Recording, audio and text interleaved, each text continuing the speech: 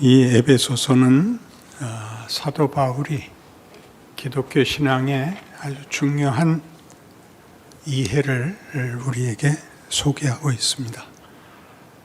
기독교 신앙의 중요한 이해라는 것은 모든 종교가 그렇듯 신앙의 대상과 그 대상을 경배하는 이들의 정체성과 운명을 말하는 것입니다. 우리가 종교에서 보통 바라는 것은 도덕성과 성실함을 대부분 그 목적으로 하고 있는데, 오늘 에베소서에서 보듯이 우리 기독교 창조주 하나님은 우리를 창조할 때 우리가 하나님의 영광의 찬송이 되는 것을 목적했다고 말합니다. 그때의 번역마다 약간씩 틀리는데, 제가 가셨던 옛날 구역은 영광의 찬송이 되게 한다, 그렇게 되어 있고, 그 다음에 영광을 찬송하게 하려 하심이라로 되어 있습니다. 영광을 찬송한다는 것은 하나님이 베푸신 구원의 크기와 그 놀라움에 대한 기꺼운 반응을 묘사하는 것입니다. 하나님께 감사하는 것이지만 그것은 의도에 아직 좀 못 미칩니다. 하나님의 구원, 하나님의 복주심, 하나님의 허락한 영광 같은 것들을 이렇게 기뻐하고 주신 하나님께 감사하는 그런 차원보다 더 크게 우리가 하나님의 영광의 꽃이라 그러는 것입니다. 그건 다르죠? 하나님의 영광은 우리가 없이는 혼자서 영광을 완성하지 않겠다, 그런 뜻이니까 기독교에서 말하는 구원, 창조, 심판은 전부 하나님이 창조하신 그 성경 표현대로 그의 형상으로 지으신 인간들과 이런 관계적 또 그 기쁨과 영광의 차원에서 이렇게 서로가 말하자면 대등한 관계를 약속하는 셈입니다. 이 대등하다는 것은 우리 성경에서 사랑이나 믿음이라는 말이 등장하는 이유가 됩니다. 존재론적으로는 우리가 하나님과 같은 지위일 수 없으나 관계성에 있어서 하나님은 우리에게 이런 대등해야만 성립이 되는 믿음과 사랑을 목적하고 있다, 이렇게 말하는 것이 기독교인 것입니다. 그래서 지금 이 에베소서 1장에 나오는 하나님의 목적, 인류를 향한 운명이 하나님의 영광을 찬송하는, 하나님의 영광의 찬송이 되는, 하나님의 영광의 꽃이 되는 이 얘기들을 바울은 옥중에서 하고 있습니다. 그러니까 이 대조는 굉장히 중요한 것이죠. 예수를 믿는 일에 가장 복된 운명을 그가 억울한 옥살이를 하는 현실 속에서 써야 한다는 것은 무슨 말인가 하는 것이죠. 우리는 바울이 하나님 앞에 부름을 받기 전에는 예수 그리스도를 믿는 자들을 박해하러 다닌 사람이었다 하는 것을 기억해야 합니다. 그때 그는 권력을 가졌고 그 정죄와 형벌을 요구하는 입장에 있었는데, 사도가 된 후에는 오히려 그런 권력과 그런 정죄의 피해자가 된 입장에서 오늘 보는 것과 같은 성경의 약속, 하나님의 창조와 구원의 목적, 인간이라는 존재의 운명과 정체성을 말하고 있습니다. 바울은 그 부름을 받을 때 담의 세계까지 가서 예수 믿는 자들을 핍박하는 권세를 가지고 가다가 예수를 만납니다. 예수님이 바울을 부르는 장면도 뜻밖이고 그때 나눈 대화도 뜻밖입니다. 바울이 묻죠. 당신은 누구십니까? 예수님의 대답은 나는 네가 핍박하는 예수다. 왜 이런 상황에서 그를 부르는지. 사도가 되는 소명을 최악의 경우 무지한 정도가 아니라 이렇게 반대 입장, 핍박하는 지경까지 놔두었다가 그 조건 속에서 불러내는가 하는데 성경의 가르침이 있습니다. 그는 그의 소명이 사도행전 9장에서도 예수님이 그에게 너는 모든 족속과 임금과 왕들 앞에 하나님의 뜻을 전하기 위한 사도로 보냄을 받는다. 네가 많은 고난을 겪을 것이다 하는 것을 말하자면 약속합니다. 그리고 사도행전 26장에서는 그 예루살렘으로 돌아와 체포되어 유대인들이 가지는 종교와 다른 신을 섬기는 자라는 핍박 속에 이제 시저 앞에 재판받을 것을 요구해서 이제 로마로 떠나게 되는데 그 직전에 당시의 분봉왕 아그리빠와 총독 베스도 앞에서 그 재판을 받는 장면이 나옵니다. 거기서 아그리빠나 베스도는 이해할 수가 없는 것입니다.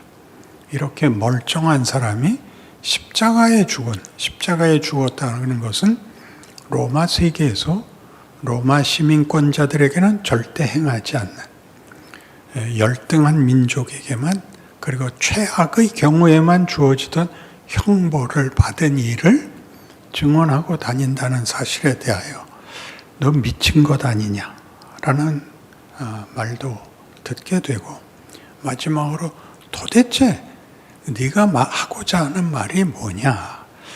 바울이 이렇게 얘기합니다. 이 쇠사슬에 묶인 것을 빼고는 두 분이 다 나와 같기를 원합니다. 이렇게 얘기합니다. 원래 세상에서는 어떤 좋은 것을 얘기하려면 그게 꼭 권력의 뒷받침이 있어야 됩니다. 왜냐하면 세상은 뺏어야 자기께 생기는 질서 속에 있기 때문입니다. 어떤 율법사가 예수님께 물었었죠. 계명 중에 제일 중요한 것이 무엇입니까?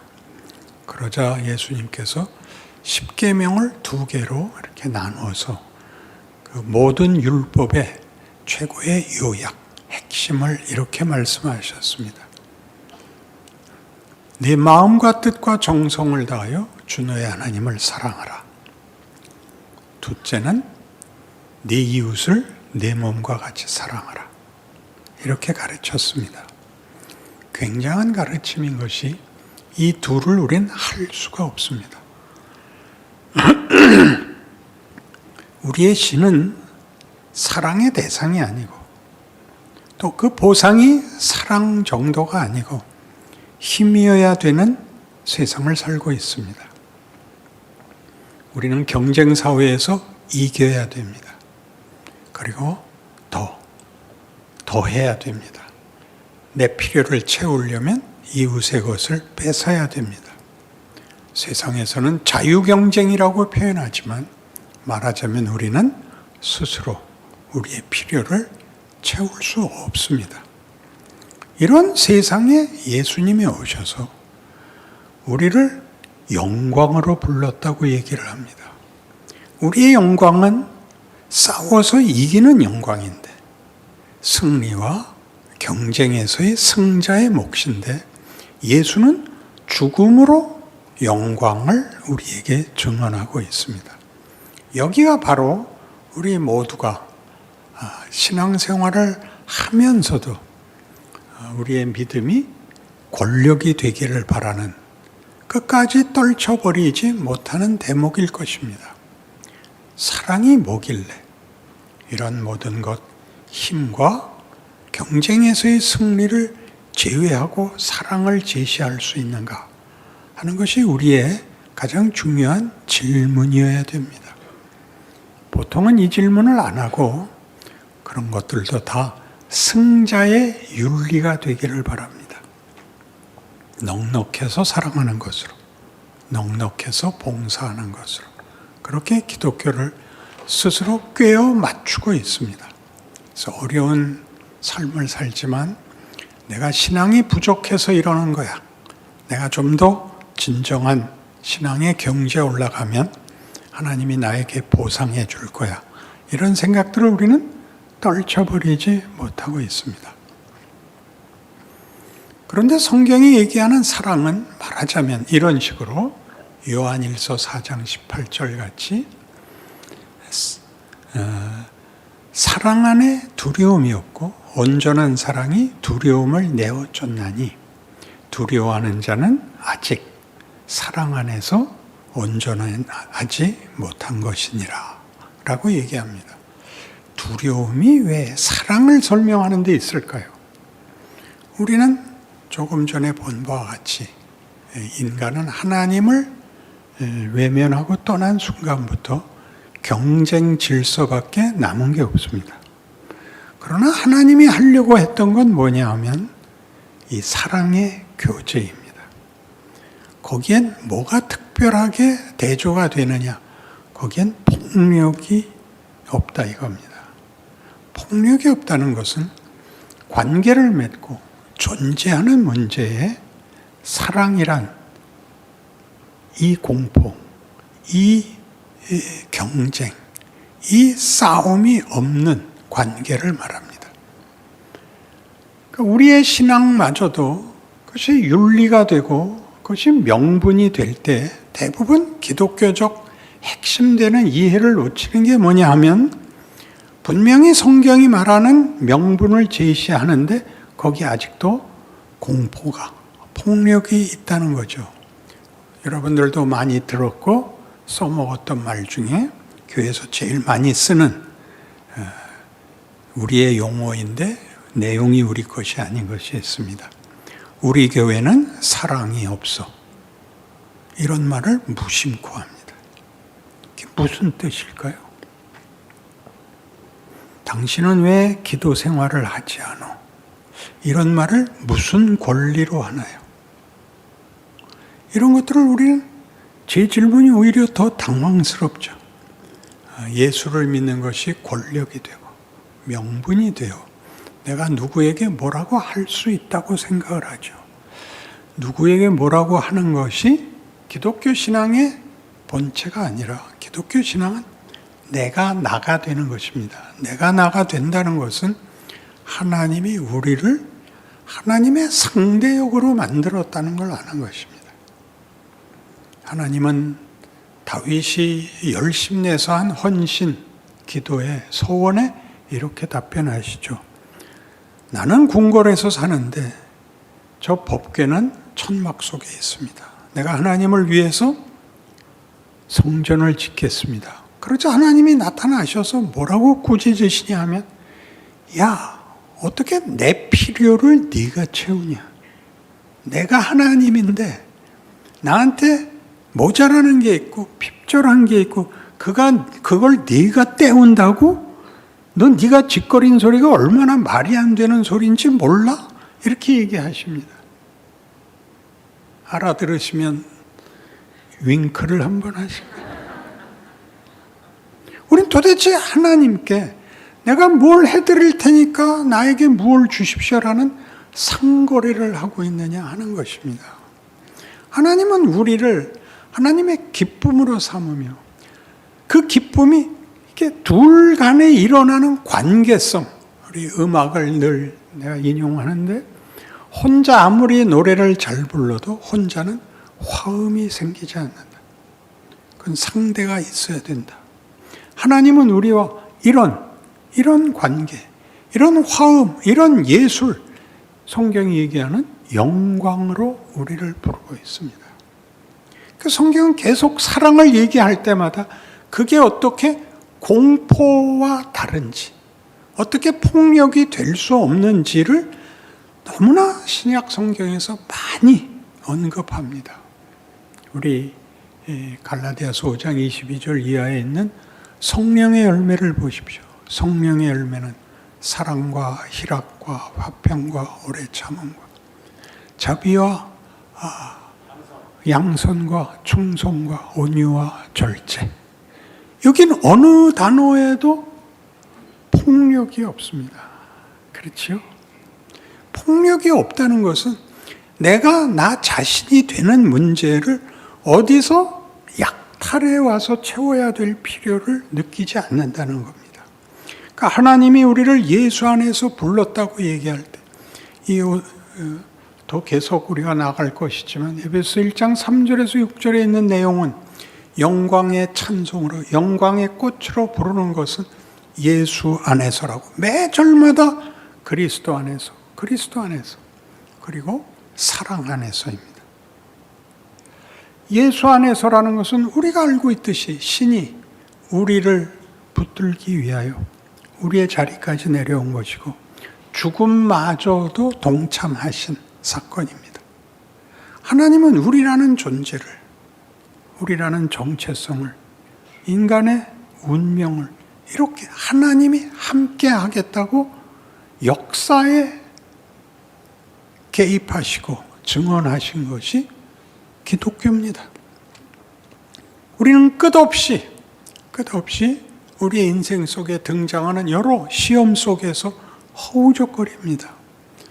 그러면 하나님이 우리를 사랑하시고 이런 운명을 약속하셨다면 왜 인생이 고달프냐?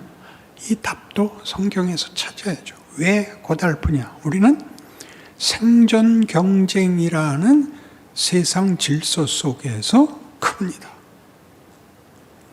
세상이 이웃에게서 뺏어가겠다고 하는 것들이 진정한 가치가 없다는 걸 배우는데 일생이 걸립니다. 그건 하나씩 배워가는 것입니다. 미워해야 되고 싸워야 하고 저주해야 되는 것들이 인간에게 아무 쓸모가 없다는 걸 실제로 배우는 수밖에 없습니다.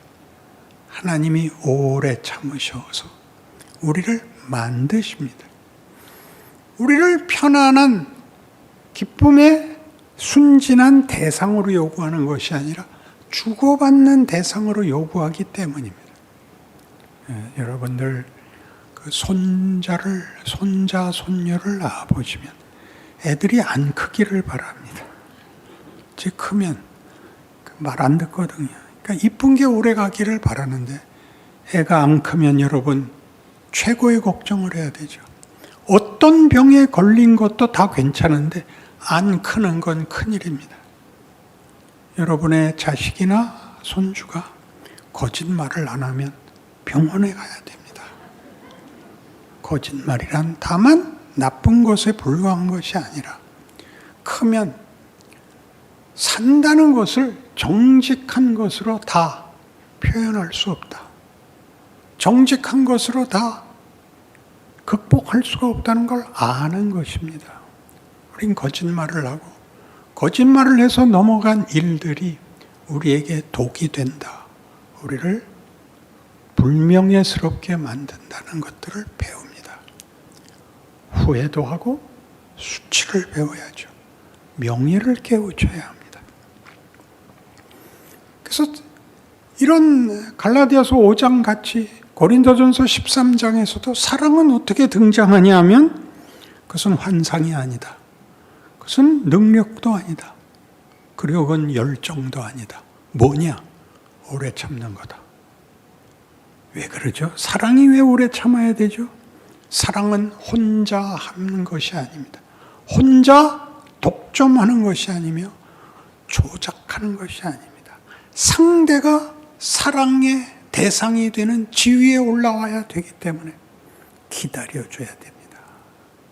그 과정에 온갖 시험들, 사랑 이외의 것들, 우리 제일 많이 나오는 거, 권력, 찾기 가장 큰 대적입니다.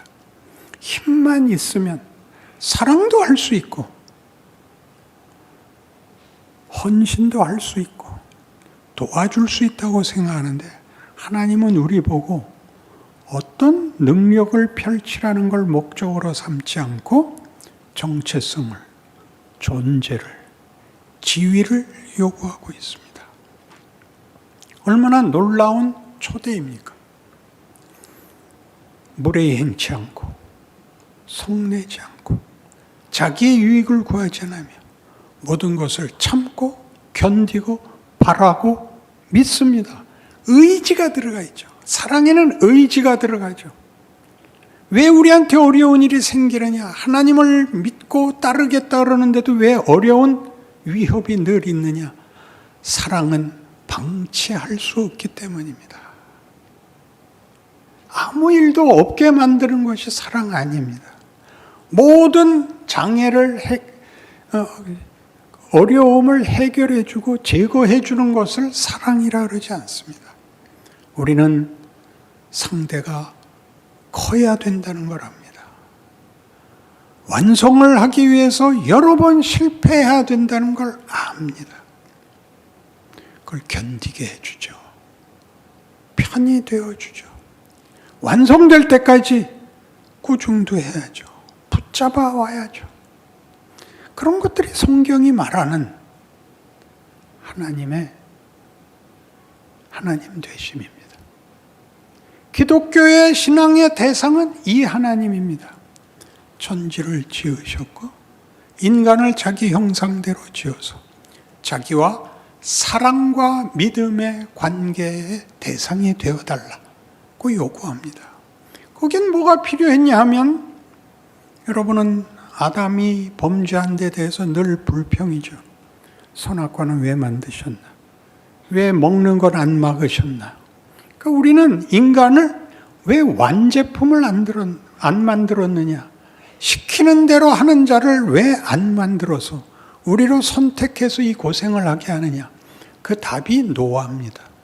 노아는 뭐냐 하면 범죄하여 죽을 수밖에 없는 그 족보에서 유일하게 하나님을 따르는 모범생입니다. 그래서 노아와 그 자식만 남겼는데 그들도 결국 범죄합니다. 그게 무슨 뜻일까요? 완제품을 요구하는 것이 아니라, 조작이 가능한 대상이 아니라 자발적 사랑과 믿음의 대상을 요구합니다. 그래서 긴 역사가 시작이 되고, 이 역사는 잘하느냐 못하느냐를 심판하는 약속이 아니라 하나님이 만드신 것을 만들기 위하여 하나님이 역사에, 인생에 뛰어들어오되 그 운명을 우리에게 이렇게 분명히 먼저 약속하고 전개한 역사입니다. 아브라함이죠. 내가 네게 복을 주어 네 이름을 창대케 하리니 너는 복의 근원이 될지라. 너를 축복하는 자에게는 내가 복을 내리고 너를 저주하는 자에게는 내가 저주하리니 땅의 모든 족속이 너를 인하여 복을 얻을 것이니라. 이렇게 역사가 시작되는 겁니다. 뭐 때문에 그렇다고요? 커야 되기 때문입니다. 자라나야 됩니다. 성숙하고 이 자리, 이 감사의 자리, 하나님을 사랑할 수 있고 사랑을 받을 수 있고 우리의 인생 속에서 이것이 커가는 과정을 겪고 커지는, 궁극적으로 하나님의 영광의 꽃이 되는 것입니다. 여러분들은 전부 나 생각할 필요 없이 하나님의 뜻대로 해주세요. 이 기도를 제일 많이 합니다. 내 뜻대로 마옵시고 아버지의 뜻대로 하옵소서. 우리의 그 기도에는 선택의 책임을 지지 않겠다는 변명입니다. 예수님께서도 하셨는데요. 그렇죠. 아버지의 뜻을 따르겠다가 뭐였어요? 십자가라고요. 이 잔을 내게서 비켜주옵소서. 그러나 아버지의 뜻대로 하겠습니다. 그랬더니 문제가 책임이 없어지는 것이 아니라 완벽하게 수모와 오해와 핍박과 고통과 죽음을 맞이해야 됐던 것입니다. 놀라운 일이죠. 죽음마저도 하나님이 우리에게 만들려고 하는 목적에서 제외되지 않는다. 방해할 수 없다. 하늘의 미랄이 땅에 떨어져 썩어야 된다. 이런 것들은 기독교에만 있는 어떤 반어법들이요. 은혜요, 기적이요, 약속인 것입니다. 그런데 우리는 한 번쯤은 잘해볼 수 있지 않습니까? 그게 교회입니다. 교회 나가면 세상에서와는 좀 다르게 해라. 그게 교회입니다. 그러니까 처음에 뭘 해야 된다 그랬죠? 인상을 푸셔야 됩니다. 이게 굳어져서 여기 나올 때도 긴장도 있고 아무 책임도 안 지겠다는 자세가 역력해 보입니다. 그러니까 제가 설교할 때 제일 어려운 건 뭐냐면 이 여러분 얼굴들이 긴장과 두려움 속에 있는 걸 제가 뚫어야 되는 것입니다. 희죽거리라는 건 물론 아닙니다. 그러니 잘 생각해 보십시오. 예수를 믿는다는 건 어떤 약속 속에 어떤 운명, 어떤 정체성으로 현실을 이겨야 하는 것인가? 현실을 이기는 것은 면제를 받는 것이 아니라 겪어야 되는 것입니다. 그 속에서 배웁니다. 성경이 왜 이런 얘기를 했겠습니까? 하나님을 사랑하는 자, 그 뜻대로 부르심을 입은 자들에게는 모든 것이 합력하여 선을 이루느니라. 이것이 역사요. 이것이 인생이요. 현실인 것입니다. 신앙은 우리끼리 모여서 어떤 종교적인 행사를 할 때만 들어가는 것이 아니라 우리가 거부하고 이해할 수 없고 어떻게 해결할 수 없는 모든 것이 하나님의 지혜와 권능, 십자가가 믿지 않는 자들에게는 미련한 것이요 믿는 우리에게는 하나님의 능력이요 지혜니라를 기억하는 인생을 사는 것입니다. 이 약속과 운명에 대한 여러분의 믿음이 여러분이 매일 맞이해야 되는 위협 속에서 여러분을 견디게 하고 키워줄 것을 믿습니다. 아멘.